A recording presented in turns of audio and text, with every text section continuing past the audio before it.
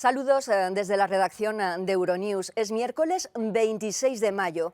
Comenzamos este recorrido por la actualidad en Bielorrusia con la primera reacción del presidente Alexander Lukashenko, quien ha justificado el desvío de un avión comercial a Minsk bajo una falsa amenaza de bomba, señalando que hizo lo que tenía que hacer.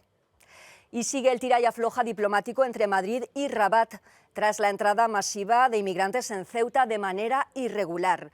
Entre ellos, Suleimán, un chaval de 15 años que sigue en España. Su padre nos cuenta su angustia e impotencia. Sobre la COVID-19 vemos cómo la Unión Europea ha logrado acelerar sus campañas de vacunación y así ir levantando restricciones. Les hablamos de la masacre de Sendero Luminoso en Perú en la recta final de la campaña electoral y de la detención en Cuba del rapero Michael Osorbo, uno de los autores de Patria y Vida, la canción crítica con el régimen que ha triunfado en YouTube. Terminamos descubriéndoles la ruta del Telón de Acero, que se ha convertido en el recorrido ciclista europeo del año. No se lo pierdan. Lo vemos en unos instantes. Antes, los titulares. Lukashenko defiende haber forzado el aterrizaje del vuelo en el que viajaba un bloguero opositor. Acusa a Occidente de estrangular a Bielorrusia. La Unión Europea se solidariza con España ante la crisis diplomática y de confianza que afronta con Marruecos.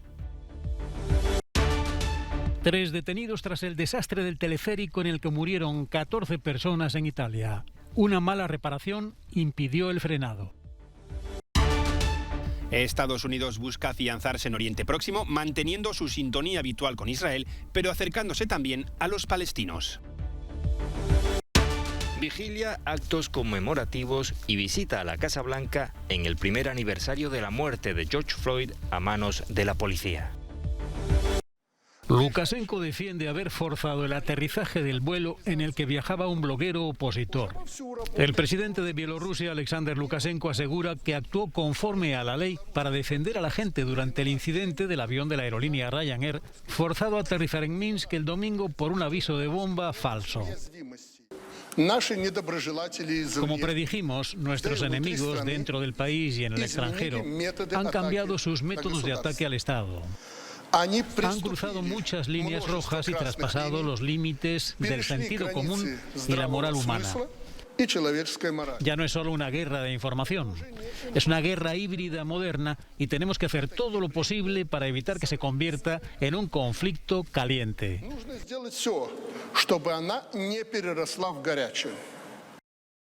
Una vez en tierra, la policía bielorrusa detuvo a Roman Protasevich, periodista y activista de 26 años, y a su novia rusa. Su madre rogó a Europa y a la comunidad internacional que presionen a Bielorrusia para que liberen a su hijo.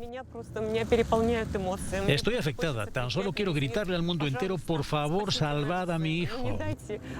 Mi hijo, ese joven que solo quiere decir la verdad sobre la situación y no ha hecho nada malo.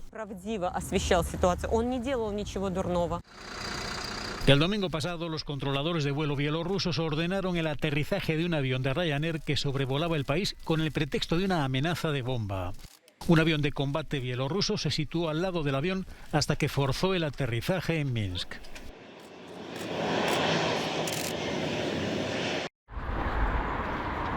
Disputas sobre la conveniencia o no de arriar la bandera bielorrusa e izar la de la oposición. Cascada de condenas internacionales, sanciones y amenazas de sanciones. La indignación que ha provocado en Occidente el desvío de un vuelo comercial bajo una falsa amenaza de bomba para detener al periodista opositor bielorruso Roman Protasevich está teniendo serias consecuencias para el régimen de Alexander Lukashenko. La Unión Europea ha cerrado su espacio aéreo para Bielorrusia. El presidente del Consejo, Charles Michel, se apresuró anoche a mostrar un pantallazo del tráfico aéreo en el viejo continente en el que se apreciaba un gran vacío sobre Bielorrusia. Europa en acción, escribió. La UE planea más sanciones, lo que celebra la líder de la oposición en el exilio, Svetlana Tikhanovskaya. Esta tensión de los países democráticos y el aislamiento político de Lukashenko y las sanciones, concienciando sobre la situación, organizando diferentes conferencias sobre Bielorrusia, seguro que nos conducirá a entender que tenemos que negociar unas nuevas elecciones. Mientras tanto, Bielorrusia ha difundido un vídeo en el que Roman Protasevich parece confesar los cargos que le imputan las autoridades. Desde su entorno se asegura que es una confesión arrancada bajo tortura. También se ha difundido una foto sacada de un vídeo de su novia detenida, Sofía Sapega. Estará arrestada durante al menos 2 meses. Protasevich desempeñó un papel fundamental en la difusión de la ola de protestas contra Lukashenko tras el supuesto pucherazo en las pasadas elecciones presidenciales. La OTAN tampoco se ha quedado callada y ha exigido una investigación urgente al Consejo de Seguridad de la ONU.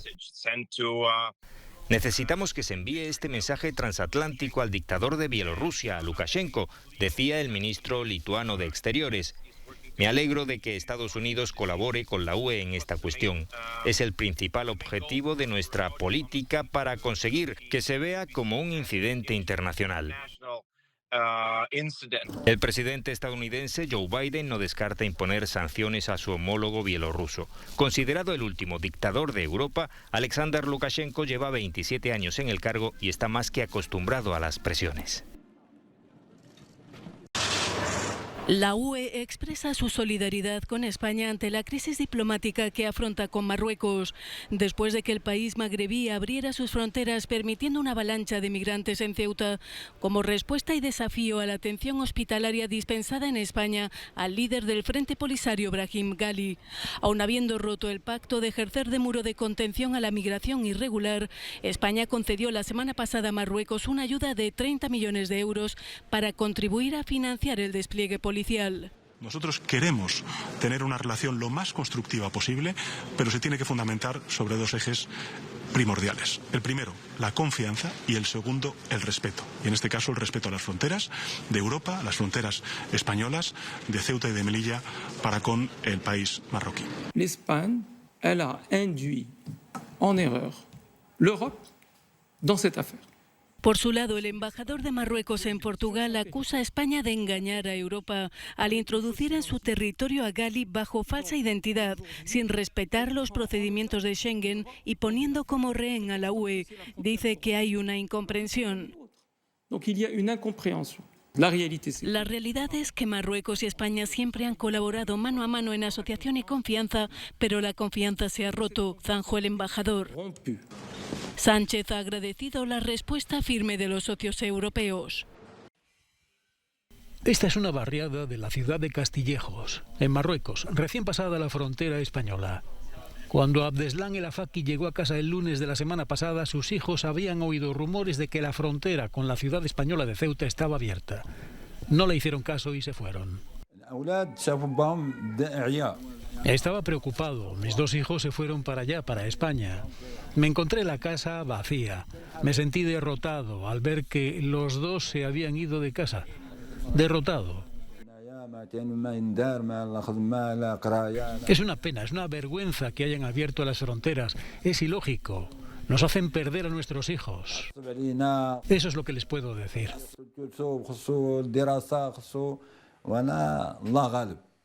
El mayor de 18 años volvió enseguida, pero Suleimán, de 15, no. El padre logró saber que estaba retenido en un centro temporal para jóvenes inmigrantes en Ceuta.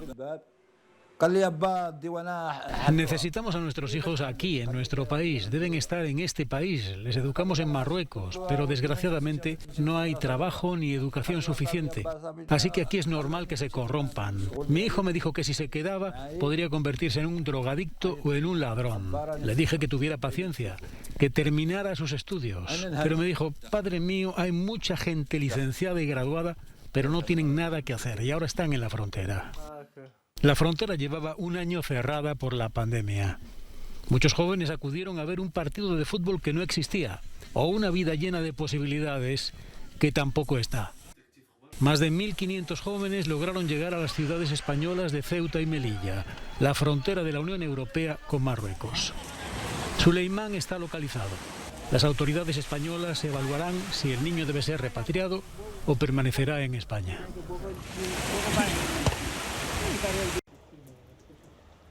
3 detenidos tras el desastre del teleférico en el que murieron 14 personas en Italia. La investigación ha demostrado que una abrazadera colocada en el freno como reparación provisional impidió que el frenado se activara después de que el cable principal se rompiera. La investigación está dirigida por la Fiscalía del Distrito de Verbania. Está claro que el cable principal se rompió. Esto es un hecho comprobado. No funcionó el sistema de frenado, el sistema que bloquea la cabina en el cable de carga, que es un sistema que funciona en casos de emergencia, que debe funcionar en casos de emergencia cuando puede ocurrir un accidente como la rotura del cable. Laddove appunto si possa verificare un incidente come una rottura del cavo. Después de que el cable principal se rompiera el domingo, la cabina retrocedió por la línea hasta que se desprendió, se estrelló contra el suelo y rodó por la ladera de la montaña hasta que se detuvo contra unos árboles. La pieza en forma de horquilla se colocó en el freno como un remiendo temporal para evitar más interrupciones en el servicio del funicular. Murieron 14 personas. El único superviviente, un niño de 5 años, sigue hospitalizado. La Unión Europea acelera la vacunación. Tras unos comienzos con interrupciones por problemas de suministro, el programa de vacunación de la UE remonta vuelo. A finales de semana se habrán distribuido 260 millones de dosis de vacunas. Vamos camino de alcanzar nuestro objetivo de que se entreguen suficientes dosis para vacunar al 70% de la población adulta de la Unión Europea a finales de julio. En el Reino Unido, con el 70% de la población mayor de 18 años vacunado con la primera dosis, hay preocupación por la llamada variante india. Tiene un alto índice de contagio y se realizan pruebas permanentes en donde se detecta. En este caso, en el oeste de Londres. Me gustaría pensar que está bajo control en todo el país. Vivamos con esperanza. También Francia refuerza sus controles y vacunaciones con un foco detectado en Burdeos, relacionado con la variante británica de la COVID-19, pero con una mutación adicional. Con la euforia del miércoles pasado, creo que hemos bajado un poco la guardia en cuanto a las medidas de distanciamiento. Aparentemente, el virus aparece en fiestas privadas y reuniones en domicilios. Así que es una buena advertencia de que aún no hemos ganado la guerra contra la COVID-19. On n'a pas encore gagné la guerre contre le COVID-19. Y en Polonia, las autoridades, agotados todos los recursos, animan a la gente a vacunarse con un premio de lotería. Cada 2.000 personas que participen ganarán un premio en efectivo y tendrán la oportunidad de llevarse un coche híbrido, como en los viejos concursos de televisión. En otras palabras, premios por pinchazo.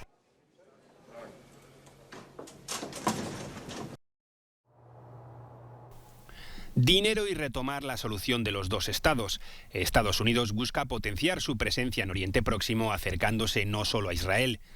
En su visita a la región, en una frágil tregua entre Hamás y el ejército israelí, el secretario de Estado, Antony Blinken, rompió con la dinámica de la pasada administración Trump, alineada únicamente con Tel Aviv.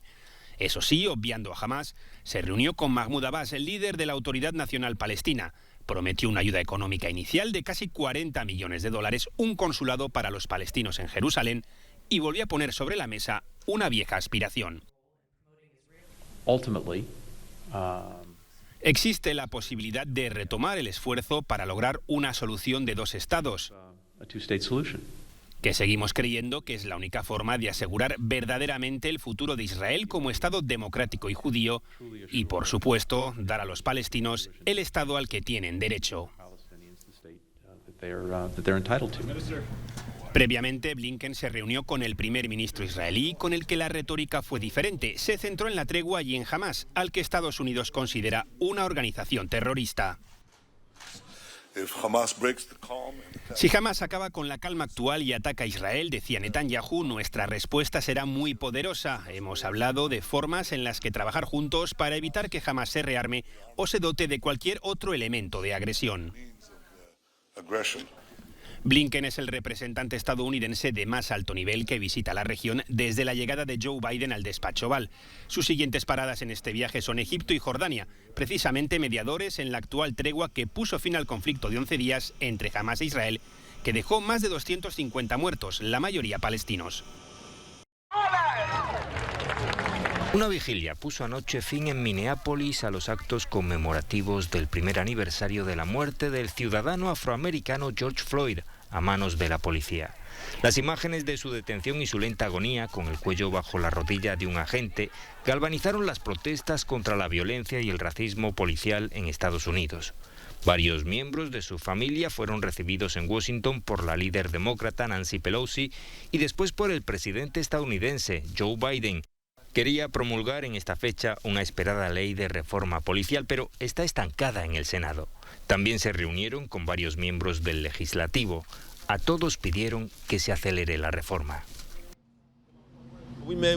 Nos reunimos con el presidente y el vicepresidente, explicaba el hermano de George Floyd. Fue solo para recordar lo que le pasó, porque este fue el día en que lo asesinaron. Y solo queremos que se apruebe en el futuro esta ley George Floyd de justicia en la policía. Durante la jornada se guardó silencio para recordar los 9 minutos y 29 segundos que Floyd estuvo inmovilizado suplicando que no le mataran y quejándose de que no podía respirar. Fueron sus últimas palabras, dijo el presidente Biden. Tenemos que seguir escuchándolas.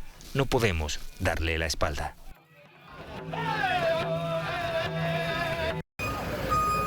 En Perú, un nuevo ataque terrorista conmueve al país en la recta final de su polarizada campaña electoral. Un ataque de la banda terrorista Sendero Luminoso dejó el lunes al menos 18 muertos en la región de Junín, en un área selvática del centro del país dominada por el narcotráfico. Este ataque se produce a 2 semanas de la cita electoral del 6 de junio, en la que el candidato izquierdista Pedro Castillo lidera los sondeos y a quien sectores de la derecha llevan semanas intentando vincular con Sendero Luminoso. Mi eterna solidaridad a las familias de las víctimas que acaban de ser asesinados. La candidata conservadora Keiko Fujimori pidió acudir a votar para defender a Perú del terrorismo.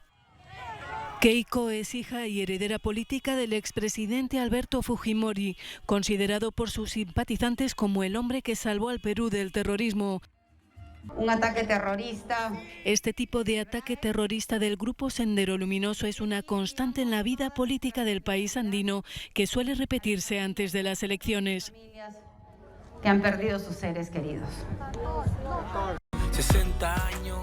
Cuba encarcela por desobediencia, resistencia y desacato al rapero Michael Osorbo, uno de los intérpretes de Patria y Vida. El Tribunal de La Habana no ha revelado la prisión a la que ha sido enviado. Hace unos días Amnistía Internacional denunciaba en Twitter su detención arbitraria de más de 72 horas en paradero desconocido, lo que podría constituir una desaparición forzada, crimen de derecho internacional. El cantante y activista ha estado sometido a un intenso cerco policial en las últimas semanas y fue arrestado sin motivo aparente en varias ocasiones. Osorbo, de 37 años, es cointérprete de un vídeo crítico con el gobierno cubano que superó los 5 millones de visualizaciones en YouTube y se ha convertido en un himno para la disidencia dentro y fuera de la isla. El recorrido ciclista europeo del año se llama Ruta del Telón de Acero. Atraviesa las zonas fronterizas de Eslovaquia, Austria y República Checa, por donde antes reinaban policías de aduana armados, una zona peligrosa a evitar del Telón de Acero. Ahora los cicloturistas recorren castillos, bosques y viñedos. Para la Feria de Ciclismo y Senderismo, la infraestructura ciclista y la diversidad cultural fueron decisivas para el premio. Para los vecinos, todo un acierto. Es una gran oportunidad para conocer diferentes culturas y creo que el paisaje aquí es hermosísimo. La ruta del Telón de Acero va desde el mar de Barents hasta el Mar Negro. Su itinerario de 400 kilómetros entre Mund, en Austria, y Bratislava, en Eslovaquia, ha sido galardonado con el premio anual. Los cierres de fronteras de la pandemia de los últimos meses recuerdan un pasado oscuro. Durante casi medio siglo, Europa estuvo dividida entre el este y el oeste. Puede verse en la propia valla y ganchos, partes puntiagudas que sobresalen. No solo es un símbolo de sellar dos regiones, también es un símbolo de división violenta, de muchas tragedias, de dolor, de sufrimiento, también en parte de muerte. 5 años antes de la caída del telón de acero, František Faktor murió tiroteado por los guardias de frontera. Fue el último checo que intentaba escapar a Austria, abatido por los guardias fronterizos. En 1989, las torres de vigilancia y las vallas fueron finalmente derribadas y las fronteras abiertas. El hecho de que la República Checa y Austria estén cada vez más unidas se demuestra con un gran número de proyectos de cooperación. Una novedad aquí en la ruta del telón de acero es lo que será el primer centro sanitario transfronterizo de Europa. Los asegurados de ambos países podrán ser tratados aquí. Termina aquí Euronews hoy. Gracias por estar con nosotros. Volvemos mañana. Hasta entonces, cuídense mucho y sean felices.